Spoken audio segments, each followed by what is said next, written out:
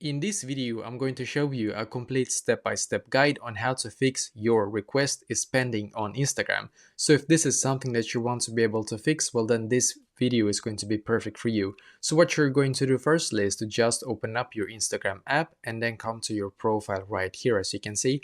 And now when you're on your profile, then what you're going to do, you're going to find the three lines in the top right corner. So click on the three lines.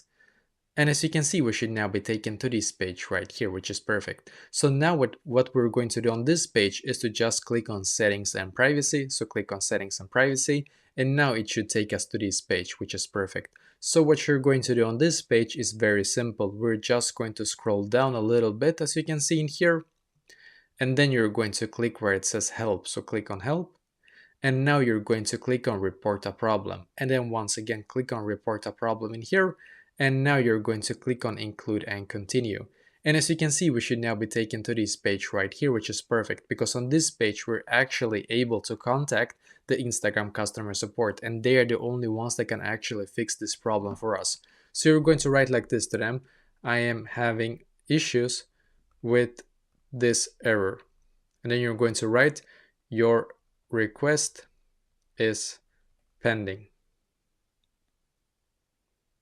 And then you're going to write like this: I need this specific error to be fixed as nothing is wrong.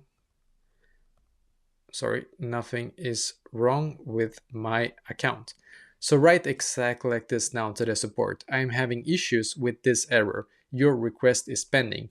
I need this specific error to be fixed as nothing is wrong with my account. So click on send in the top right corner, and then you're now going to wait about 24 to 48 hours for the Instagram support to be able to see this, and then hopefully after they have seen this problem will now be fixed for you. So I hope that this video will be able to fix this issue.